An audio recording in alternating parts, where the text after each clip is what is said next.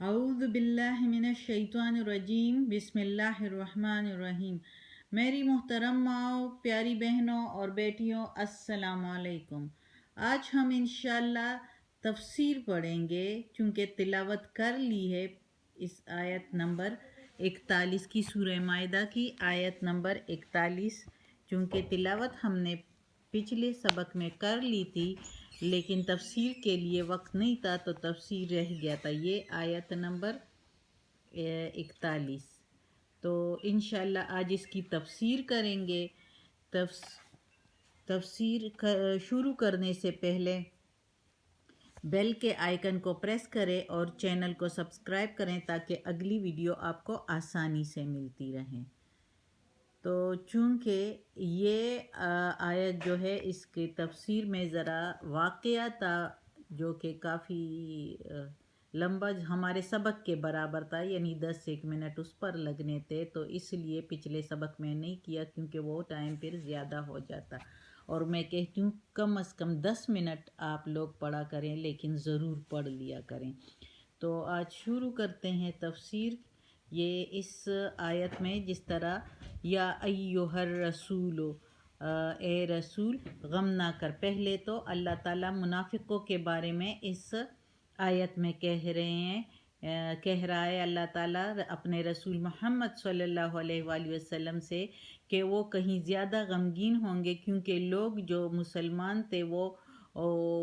جو ہے منافقت بہت کر رہے تھے، اور محمد صلی اللہ علیہ وآلہ وسلم کو جب ان کی باتوں کا پتہ چلتا تھا تو ان کو جو مسلمان ہوئے تھے اوپر سے، لیکن ان کو وہ ایسی باتیں اور ایسی حرکتیں کرنے لگے کہ جو رسول پاک صلی اللہ علیہ وآلہ وسلم کو تکلیف دے رہے تھے، تو ان کو غم ہو رہا تھا، جس کی وجہ سے اللہ تعالیٰ نے محمد صلی اللہ علیہ وآلہ وسلم کو اس آیت میں اس طرح کہا ہے کہ غم نہ کر ان لوگوں پر جو دوڑتے ہیں کفر میں اور کہتے ہیں کہ ہم ایمان لائے ہیں لیکن ان کے دل ایمان والے نہیں ہیں، اس لیے ان کی باتوں پر خفا نہ ہوا کر۔ بات اس طرح ہی لگتی ہے کہ اسی طرح ہوا ہوگا، تو اس لیے اللہ تعالیٰ نے یہ آیت اس طرح بھیجی کہ یہ لوگ جو دوڑتے ہیں کفر میں، تو آپ صلی اللہ علیہ وسلم غم نہ کر ان کے کفر پر، کیونکہ یہ جو ہے یہ تو کہتے ہیں کہ ہم ایمان لائے ہیں لیکن یہ ایمان اصل میں لائے ہی نہیں ہے، اس لیے اس طرح کی حرکتیں کرتے ہیں۔ تو آپ صلی اللہ علیہ وسلم غم نہ کر، ان لوگوں کو سزا ملے گی، تو اللہ نے ان کے لیے تیار کیا ہوا ہے دوزخ، اور یہ ایمان والے نہیں ہیں، اس لیے اس طرح کی حرکتیں کرتے ہیں، اور آپ صلی اللہ علیہ وسلم اس پر غمگین نہ ہوں۔ اس طرح کی آیتیں کافی جگہ پر قرآن مجید میں اللہ تعالیٰ نے نازل فرمائی ہے۔ جب کبھی بھی محمد صلی اللہ علیہ وسلم لوگوں کے بارے میں جب مسلمان وہ ایمان نہیں لاتے تھے تو وہ غمگین ہوا کرتے تھے، ان کے پاس ان کے دل میں فکر ہوا کرتی تھی، تو فکر ہوتا تھا کہ وہ اللہ تعالیٰ کے راستے پر، دین کے راستے پر آئے تاکہ دوزخ سے بچے، لیکن وہ نہیں مانتے تھے، تو اللہ تعالیٰ کافی جگہ پر اس طرح کی آیت بھیجتے تھے کہ لا یحزنک، غم نہ کر اے رسول، یہ لوگ جو دوڑتے ہیں کفر میں تو اصل میں یہ ایمان ہی نہیں لائے، ان کے دل جو ہے وہ ایمان سے خالی ہے، اس میں ایمان نہیں ہے، وہ ایمان دلوں سے نہیں لائے ہیں۔ تو اور اگلی آیت کے اگلے حصے میں ہے کہ اللہ تعالیٰ کہتا ہے وہ لوگ جو یہودی ہیں جاسوسی کرنے آئے ہیں۔ اصل میں ایسے ہوا تھا کہ خیبر کے ایک یہودی نے زنا کیا تھا اور ایک یہودی عورت سے ہی، تو وہ دونوں جو ہے وہ شادی شدہ تھے، اور شادی شدہ زانی کے لیے سزا ہے رجم کی، یعنی سنسار کرنا، جو کہ تورات میں بھی یہی سزا تھی، لیکن چونکہ وہ با اثر لوگ تھے ادھر کے، تو اس لیے ان کا اثر رسوخ جو تھا وہ اس سزا کے قبول کرنے میں مانے تھا، یعنی وہ اس سزا کو جو ہے ہٹانا چاہتے تھے اپنے آپ کو، یعنی ظاہر سنسار کرنا جو ہے بہت بڑی سزا ہے، تو اس لیے وہ کہتے تھے کہ اس سزا سے کس طرح بچا جائے، تو انہوں نے تو ویسے کافی تحریف بھی کی تھی، جو آگے ہم قصے میں واقعے میں پڑھیں گے، ابھی بتاؤں گی میں۔ تو خیبر کے یہ یہودی جو تھے تو یہ کہتے تھے کہ محمد صلی اللہ علیہ وآلہ وسلم کے کتاب میں اگر اس شادی شدہ زانی کے لیے یہ سزا نہیں ہے اور کوڑے مارنے ہیں تو ہم اس کی سزا جو ہے وہ قبول کر لیں گے۔ اس کے لیے انہوں نے جو ہے بنو قریظہ کے کچھ لوگوں کو بھیج دیا محمد صلی اللہ علیہ وآلہ وسلم کے پاس، وہ اس لیے کہ وہ ہمسایہ بھی تھے مسلمانوں کے، اور ان کا جو ہے مسلمانوں کے ساتھ اچھے تعلقات بھی تھے۔ تو اس وجہ پر انہوں نے بنو قریظہ کے کچھ آدمی جو ہے وہ محمد صلی اللہ علیہ وآلہ وسلم کے پاس بھیجے۔ جس طرح ادھر اللہ تعالیٰ نے کہا کہ یہ لوگ جو جاسوسی کرنے آئے ہیں دوسری قوم کے لیے جاسوسی کرنے آئے ہیں، سماعون لقوم آخرین، دوسری قوم کے لیے جاسوسی کرنے آئے ہیں، یعنی بنو قریظہ والے آئے تھے اور خیبر کے لوگوں کے لیے خبر لینے آئے تھے محمد صلی اللہ علیہ وآلہ وسلم سے کہ شادی شدہ زانی کی کیا سزا ہے آپ کی کتاب میں۔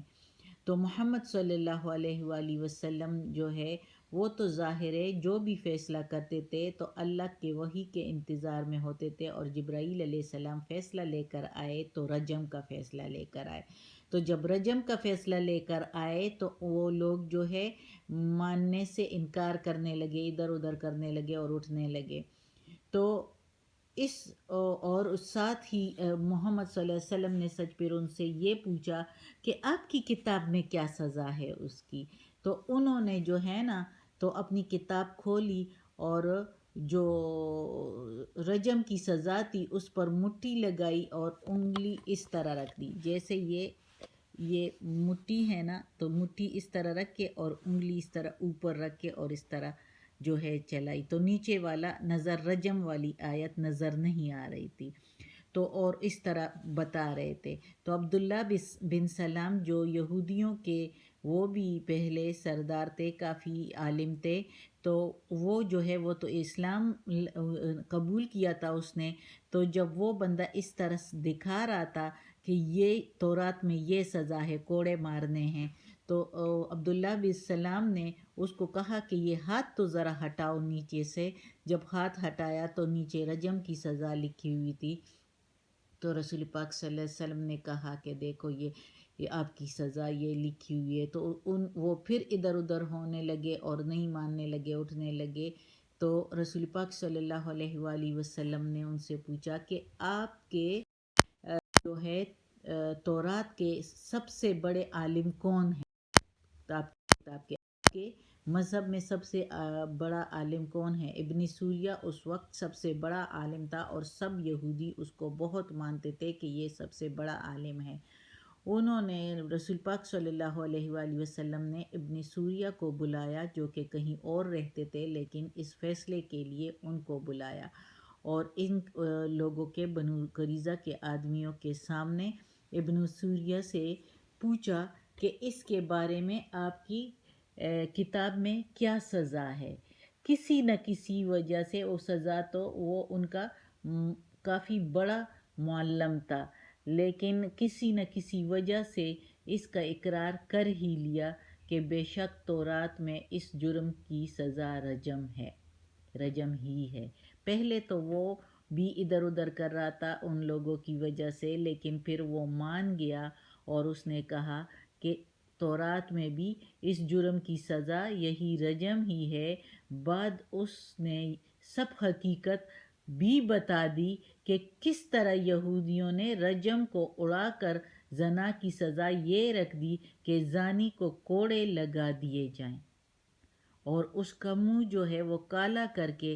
گدھے پر الٹا سوار کیا جائے اور اس کو گشت کرایا جائے، ساری جہاں پر سارے لوگوں کے سامنے گشت کرا دیا جائے۔ تو اس طرح اس نے وہ سارا کچھ بتا دیا کہ زانی کی سزا رجم ہی ہے جو ابن سوریہ نے بتا دی۔ اب جب ان کے بڑے عالم نے بتا دیا تو پھر تو ان کو ماننا ہی تھا، اور لیکن اس نے یہ بھی بتایا کہ انہوں نے جو ہے انحراف کر کے اس کی سزا کتاب میں یہ کر دی کہ منہ کالا کر کے گدھے پر سوار کیا جائے اور جو ہے اور زانی کو کوڑے مار دیے جائے، یعنی سنسار ہونے رجم سے بچا کر اس طرح کی سزا یہ خود انہوں نے تبدیل کر کے تو کیا تھا، جو کہ اس طرح انحراف کرتے ہیں تو اللہ تعالیٰ نے ان کے لیے بھی سزا پھر آخرت میں رکھی ہوئی ہے۔ تو اللہ تعالیٰ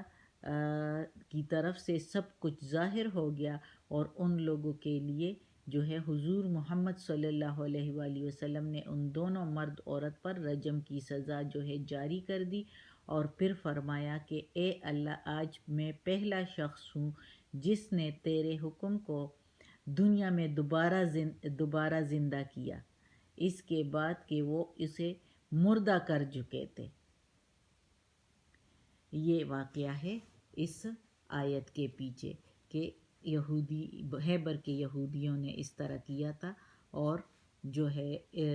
رسول پاک صلی اللہ علیہ وسلم نے ان کا فیصلہ پھر یہی کیا کہ